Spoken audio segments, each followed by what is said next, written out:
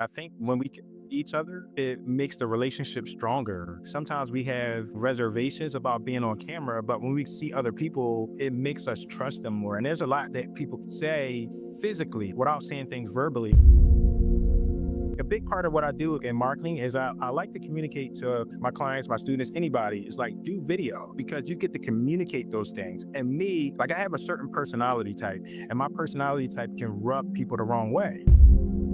You might only interpret the words that I'm saying versus seeing my expressions. So I'm really big advocate on video, seeing people, me showing myself because it communicates more than just audio. Hello, and welcome to the Philly Made podcast, the podcast where we build community by learning more about our fellow Philly friends in the business world. I'm your host, Shannon, Penji's Partnership Coordinator, and I'm joined here with a very special guest, Jerome Lewis, also well known as Mr. Implementation, the Chief Marketing Officer of Digital Real Estate Strategy Media. Today, we talk about how important personalization is in your approach to client communication, whether that comes to setting up meetings in person or sending a handwritten thank you note. I hope you enjoyed today's episode, and don't forget to like and subscribe. Thank you. Alrighty. Hey, Jerome, thank you so much for coming on with me today. Thank you. Thank you for having me.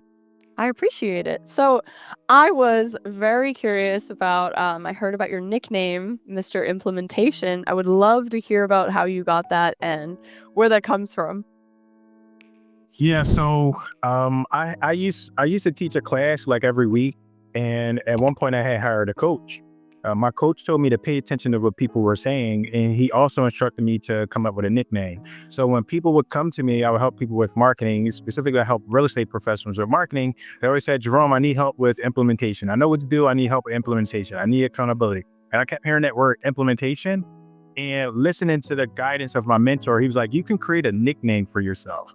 And I just put Mr. on the front of implementation, and I start calling out. I put it on Zoom. You know how you enter a Zoom meeting or similar like this meeting? I put it in there and people just start calling me that name. And I was like, you know what? I actually like that. And that represents what I do. I help people with implementation. So that's the story behind that tag. All right, awesome. So how do you help people with implementation? That I'm sure you get that question a lot when you get the nickname. I do. And what I help people with accountability and implementation. A lot of people understand what to do, but they get in their heads. They talk themselves out of things. I don't know what to do. I'm not sure what to do. And what's interesting, I had a client, I had a client this morning. I had a client call and I was talking with him, and he has an idea of what to do. Not exactly what to do, but he has an idea of what to do. And part of where I come in is I say, this is how we do it tactically, and specifically, this is how we do this. And I encourage people, I coach them, I give them the step-by-step, and I help them do it. I either do it with you. There's three ways you can do it. I wrote a book and I have courses, like you can do it by yourself. The second way is I can do it with you, which is like coaching. And then the third way is we can do it for you. So most people understand somebody, especially in real estate, they have an idea of what to do. They just struggle with actually doing it. And that's where we come in at. We help people actually do the thing that they're struggling with doing. And it could be a myriad of reasons on why people are struggling with it. We clear that and we help you implement. That's really great because I think that's the thing that people, I can understand that that's the thing that people struggle with the most. Especially you can do good work, but sometimes you just, bite yourself in the foot and then you can't move forward from that, or you don't know where to go from that. So it's really nice to be able to focus on a very niche part of the marketing process. Okay, so could you tell us about the type of work that you kind of do on the day-to-day? Is it this marketing perspective specifically, or is it kind of a conglomerate of different things? It is a conglomerate of different things, but I'm working through eliminating many of the things. So I'm a real estate professional. I buy houses, and I also am a real estate agent. So I'm around a lot of real estate agents that are looking to help people sell houses. So my day to day, whatever it look like is every day, my client just asked me this morning, he's like, Jerome, what time do you go to sleep? Typically what I do is I go to sleep around 12 and I wake up about 5. So my day starts about 5. I only need about 5 hours of sleep. And no matter what I do, I can only run, I can't get more than 5 hours. So I get up and I have 1 hour to myself where I think, contemplate, and I do some stuff. I probably need to start exercising if I'm being honest. And then 30 until about 8, we have an active role-playing call. So it's me and it's a bunch of other agents, and we're role-playing sales and marketing situations. That's what we do. And every day varies. So just like you, I'm going to go with my Tuesday since that's one of my busier days. On Tuesdays, I'll interview podcast guests.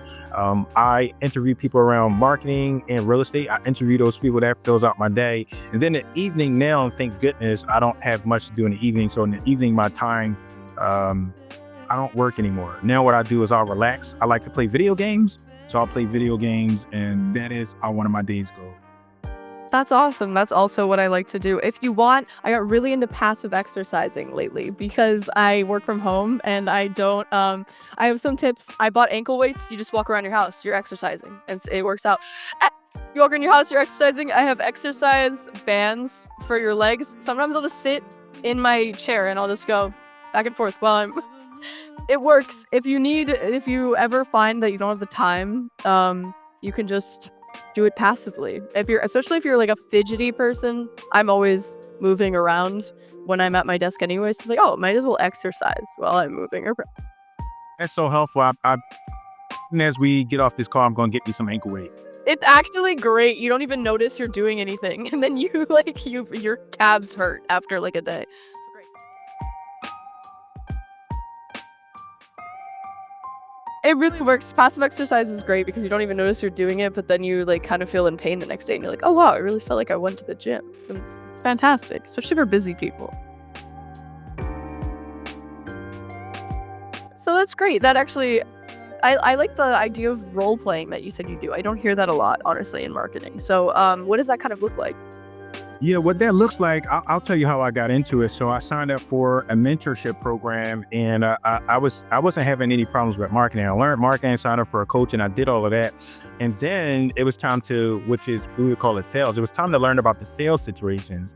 And the coaching program that I signed up for, they didn't really have like a group of people that could like role play these different situations. Like what would someone say if I told them, hey, I'm going to buy your house, or I'm buying it for this much? I didn't have that. So I thought out like those kind of groups. I'm like, where can I find people that are like actively doing this? And I sought that out. So what it looks like is we all get together in a group every morning and we role play different sales situations. And for example, I buy houses. So one of the things that we do is we buy houses with like no money down. But if I tell people that in the real world, they'll be like, oh, absolutely not. You're crazy. They'll give me all kinds of objections. So how would I handle that? I practice that with my role play partners. So when it does happen in the real world, I know how to respond to it and I can be quick on my feet. So we role play that. We role play from 6:30 to 8. So there's about a half hour of open discussion and role play. And then we do breakout rooms individually. And each person is 2 people per room. They'll role play a specific situation that they're having, or they'll role play a sales script that they have to get out of that situation. So that's how we do it. We do it every day. One of the reasons why I'm really good at my scripts now. I started in December, but I still continue is because it also keeps me accountable. I realize that people struggle with accountability, and just me having to show up there and report to those people, it gives me the accountability that I need. So I continue to do it. I still learn stuff, but I also do it strictly for accountability as well, to bring some structure to my day as an entrepreneur. I really like the idea of that. I said that I don't hear that really often, but I think that is an incredible strategy for sales because there's only so much you can do through coaching. But if you're practicing something regularly, it sounds like something that you would just make you more confident, because I think sales comes with that as well. It's like practicing for an interview almost. It does. And I just want to share something. I started in December and my confidence was like terrible. Like not my personal confidence, but my confidence in the process, or confidence that this was possible. And now you can't tell me anything. I'm like, nobody can tell me anything. I'm super confident. I was talking with my partner the other day and they'd be like, Jerome, what's your confidence? I was like, wait, you say it was 11. I was like, I don't know. I didn't know that was an option. So I'm super confident regardless of the situation. So yeah, first, like it was 6 months where 6 months ago, my confidence was probably on a scale of 1 to 10, it was probably a 2. Now it's a 10, and I don't see it going down anytime soon. So it really That's helped. awesome. So you said that, so you mentioned that you've worked in both marketing and real estate throughout your career. Do you think that um, the skills that you learned in each of those kind of complement each other? And what do you think those are? Yeah, so I would have to go back, and I would have to go all the way to when I had a W-2 corporate job. And when I had a W-2 corporate job, I was working in the IT space. So I learned a bunch of what I thought was marketing there. I learned a bunch of IT skills, and I transferred that over to marketing because a lot of marketing is handled by computers now. So that's what I did. I was doing a lot of tech stuff, which I didn't understand was marketing. But because of that, I went out and I hired a marketing coach, and then I learned marketing. That's how I learned marketing. And then now, once I understood marketing, I was like, okay, you get these leads and you understand these situations. What do you do next? And it's like, you have to like role play the situation. And then when I went out, I'm always seeking coaches and more information. And I started to learn, I'm like, okay, this is now sales. You understand the marketing. Now you have to understand the sales and communicating with people. And I always get a lot of feedback from people. They were like, I tell people I'm an introvert. I'm a major introvert. People never believe me because I'm so, but I am definitely an introvert. And if I could not talk to people, if I could have it my way, I wouldn't talk to anybody. I would stay in the house, live on the computer and do that all day. But realistically, that's not how the real world works. So I have to get uncomfortable and outside of myself and actually talk to people. Yeah, I think that's really important. I completely understand that. I do I like talking to people, but it's not I don't I feel the same way. I do think I'm an introvert. It's not that I don't like talking to people. It's actually I love doing this podcast, but I love getting to know people, but I hate being on camera. So it's super fun. If it was just audio, I think it'd be much happy. But it's okay, I'm just apologizing for my band-aid and everything. But you never know. But the editing team is lovely, so we really appreciate them. But I understand the confidence thing. It really comes to talking to people more. And I do, that's why the coaching thing is really getting me. I really like that.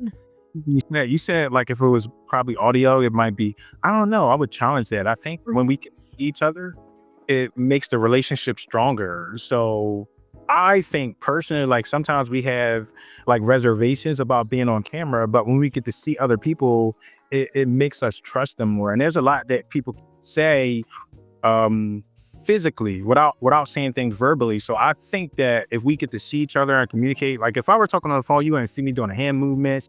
You wouldn't see me, like you wouldn't see my face. And like a big part of what I do, like in marketing, is I like to communicate to my clients, my students, anybody. It's like do video because you get to communicate those things. And me, like I have a certain personality type, and my personality type can rub people the wrong way because they might only interpret the words that I'm saying versus like seeing my expressions and everything like that. So I'm really big advocate on video, seeing people, me showing myself because it communicates more than just audio. So I actually completely agree with that. I think I meant more what's produced. Like I love this conversation face to face is important. I do think that I like face to face conversations better than over the phone because I think that reading people's body language does provide a lot of intel on what they're saying because I think some people can sound harsh or so and so over the phone. I know that I'm a very probably abrupt person when I talk, and I know that some people think that's rude, but I think that I don't know, I just ask people what I want to ask them, or I talk to them how I'm curious, so I ask things that I sometimes don't think about as, oh, maybe this could be misunderstood, but I think when they see that I'm smiling and I'm like, oh, I'm really curious about this, they know that I'm not out to get them through my questions. absolutely. So I think personal, it also it adds a personal touch to your work. I think that's really important because people do trust you more when you're able to be personable with them. Anyone can kind of put on a voice over the phone, but not a lot of people can be genuine face to face. And I think that's really important in this kind of field. Entre- So, would you say that for real estate marketing specifically, what would you recommend as the best strategy for outreach? Would you say the video is a really important part of that? I was going to, can you take a guess? But you didn't even let me. I mean, let's do it anyway. Could you take a guess? I'm assuming video, but how do you get to that part? Yeah, it's going to be video 100% hands down for sure. It's going to be video. And I talk to real estate people specifically, but I'm talking to everybody. If you're trying to incorporate, you're trying to do marketing, you're trying to increase your sales, whatever it is, do video. And my favorite strategy to recommend for people, most people, when you tell them to do video, they think about like them on some stage speaking out to 1 million people. And that's not the ideal situation. That's not the ideal scenario. So I have a friend, his name is Nick Niehaus, and he introduced me or helped me realize this strategy. And what you would do is you create videos and you talk to one person at a time. That's it. You're not going you don't have to go live. You don't have to go on YouTube or Facebook. You don't have to do anything fancy. So the example of what I coach my students to do in real estate is I tell them, go on Facebook, right? Or some social media platform. Typically it's Facebook because Facebook has a feature where you can see people's birthdays. So what I encourage them to do, I say, go on Facebook and whoever has a birthday, you tell them happy birthday. But the way you tell them happy birthday, you tell them by video. And you send that video directly to their inbox. That's all you have to say. Happy birthday, right? And maybe you don't know, maybe you were afraid to say your name the first time. Hey, Shannon, happy birthday. And then that was it. It was like 5 seconds. But next time, I did it and I'm more comfortable and I can say, hey, Shannon, I just wanted to say happy birthday to you. I hope you have a great one, right? That's a little bit longer and you keep doing that, right? Something so basic is something so simple. It's not going to lead to business immediately, but it's doing that touch. And the more you practice what that is, the better you'll become and the more comfortable you will get with creating those videos. So you do those one-to-one videos and then you can think about, you know what? I'm feeling brave. I'm going to do one publicly on my Facebook wall and I'm going to tell people what I do as a business owner or as an entrepreneur. So I always recommend, if you want to do more marketing, yes, I do recommend starting with video. The other reason why I recommend starting with video is because there's no other Shannon out there. There's no other Jerome out there. So when I send that, that's my USP. Nobody else can be me. Nobody else can be Shannon. And that's how you differentiate and separate yourself. So I recommend video 100%. That's where I recommend people start.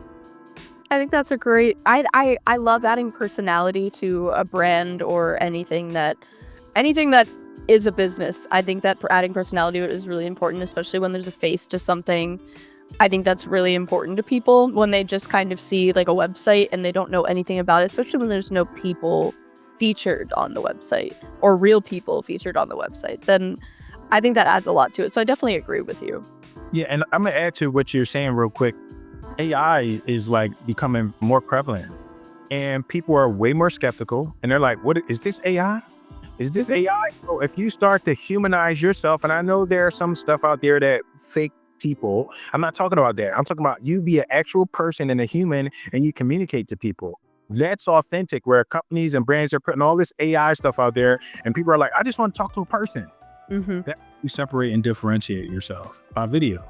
Yeah, customer service, I get super frustrated. I'm like, they're saying yes or no, and they don't know that I'm saying yes or no because it's just some kind of voice. So yeah, everyone's human. We get frustrated when we're not talking to actual humans. Yes, I want to talk to a person. Yeah, I want to talk to a person all the time. So, you talked about what's the best strategy for outreach. So once you reach a person and you have a lead, what is your strategy for keeping them and turning them into customers? Why don't you take a guess? It's a video. It's going to be more video. So I recommend that you could come up with strategy. It depends on your industry and depends on the strategy that you're doing, but specifically in real estate, let's say somebody's house came off the market. That would mean they were selling their house at one point and then they're not selling it and they want to sell it in the future. So I send them a video and I say, hey, I noticed your house came off the market. I'm here as a resource for you anytime you want to sell the house. And people buy or sell a house like once every 7 years or something like that. That's what it is. But what I would do is I would keep in touch with that person by video, over email or text or Facebook, whatever it is that you decide. But you keep in touch with that person by video. You show them who you are, you show them your face, and that's how you do it. You just make sure you follow up. You make sure you follow up consistently. So it's the same thing. Like a lot of people, they want to set up an automatic drip campaign and stuff like that. I recommend, especially if you're struggling for business, personalize it, because that's what's going to make you different, right? You don't need to reach 10,000 people. You can reach one person and you can have a super impact on that one person. You can do another person the next day and the next day and the next day. So think about one person. Think about when I talk about video, just like I said a little bit earlier, video it's not a public speaking platform. Talk to one person. Start thinking about those individuals that you're talking to. Send them videos and follow up with them consistently. Have a personal conversation with those people. Yeah, I definitely agree. I think numbers to an extent is important, but if you're not actually reaching them and making them feel cared about, then what's the point? Better way to make somebody feel, and people know, like some people don't like to say it, but people know when it's an automated bot or they know that. We know it. People don't say it, but we know it. Versus somebody sent me a video and it's like, Shannon, hey, I really appreciate you having me on the podcast today. I enjoyed the part where we talked about video. That's customized and it's personal. You like, Jerome actually took time and effort to send me this. Another example of customization, it's not video, but when I have guests on my podcast, I send them a thank you package. I actually sit down and I will handwrite them an extra card. Nobody else is doing it, and that's what helps separate me and differentiate. Some people are saying, oh, I don't have time to do that.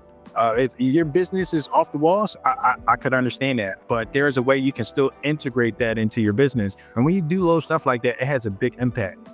In my background, I have a thank you card here from my coach. She sent me like an award and all this great stuff for what I was doing. But you know what I appreciate most out of what she sent? It's the card.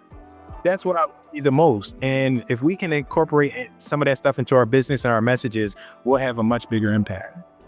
I definitely agree with that. I don't love I have to email a lot and I don't love using templates. Even if I have to, I always try to add a personal touch to it. If I'm sending out so many a day.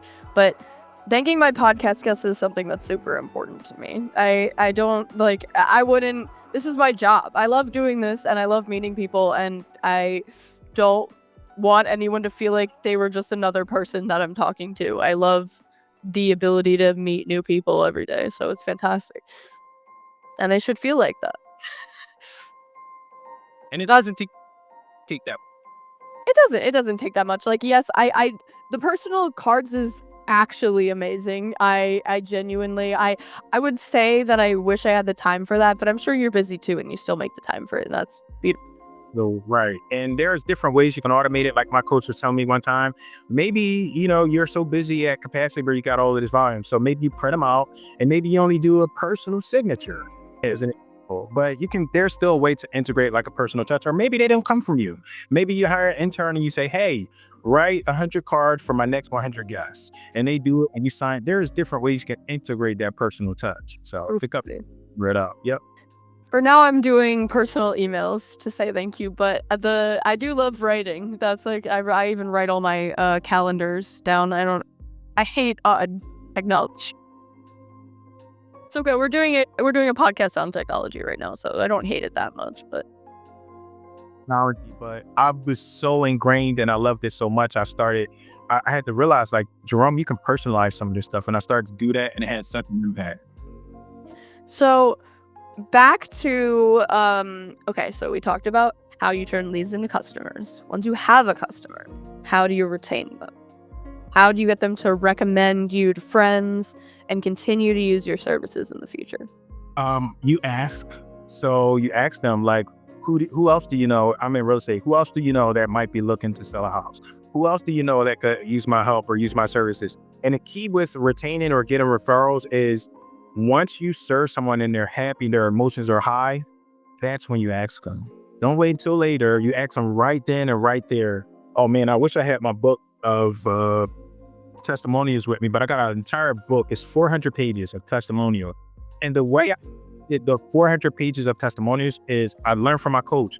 When people are at their highest point of emotion, when they're excited, enthused, you ask them then. You ask them, hey, would you mind writing me a testimonial? Or, hey, who else do you know that could benefit from my services or my product? That's when you ask them. And, I'm an advocate of writing books. So I write books too.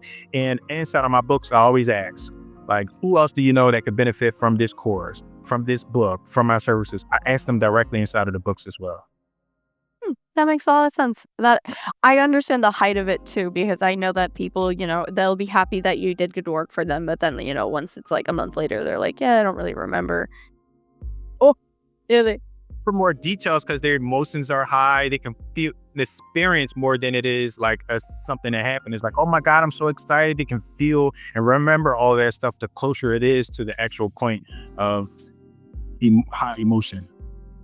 Thank you. All right. Okay, cool. So this is now for my favorite part of the podcast is my rapid fire Philly questions. Good. All right. This is not a quiz. No wrong answers. Just don't recommend me a bad restaurant because I'll be so upset because I go to all of them. But just kidding. But first word when you hear Philadelphia. Yawn. Cool. Yeah, I got that. I like that one. Okay. How do you feel about the? This is not one of the questions, but I'm curious. How do you feel about the John Morgan? Dude, I think it was used incorrectly, but he achieved what he wanted to achieve. I do not like it, but I can't hate on it. I don't like it, but I admire it because somehow he really did. People talk about it. I'm talking about it right now. So he did what he wanted. I can admire even evil. Okay, so what celebrity do you think of when you think of Philadelphia? Oh man, honestly, Will Smith. Fantastic. Yeah, Will Smith. Will Smith and Rocky seem to be the most common ones so far. Yeah, I think Smith. There's another like Beanie Siegel, but Will Smith, I think of more. Bernard Hopkins. Those are the ones that I think about. Will Smith is probably the highest. For sure. So, favorite cheesesteak spot? Man, favorite cheesesteak spot. I actually do not have one because it can be anywhere, like any place that's not commercial, like Pat's, Geno's, or a lot of popularity. I tend to like better than the most commercial spot. I agree. I always get recommendations for the commercial spots. Like when I moved to Philly like 6 years ago, I would always get the recommendations for that. And anything that I've had outside of that is better. Nope, meat to that. Yeah, I live in Manayunk and I'm by D'Alessandro's. Everyone gets in an uproar about how good D'Alessandro's is, but there's a place called Chubby's right across the street and I like it way better. They also have. I was gonna say I've tried D'Alessandro's and it was like normal to me. It was, a cheesesteak. Pizzazz. And Chuck also has a sign in the window that says "No boob money," and that's fantastic. I think that's hysterical. You gotta have some character too. What is one small business that you frequent the most? There is a place. This is actually a food place. There is a spot. It's not a Manayunk, but it's a little farther past that.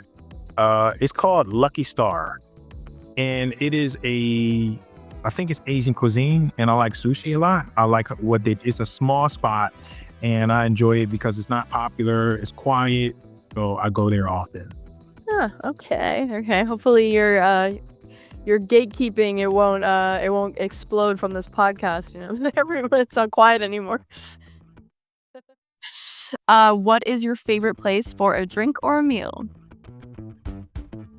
It's gonna be that same spot that I knew that was gonna happen. It's gonna be that same spot that I'm in for.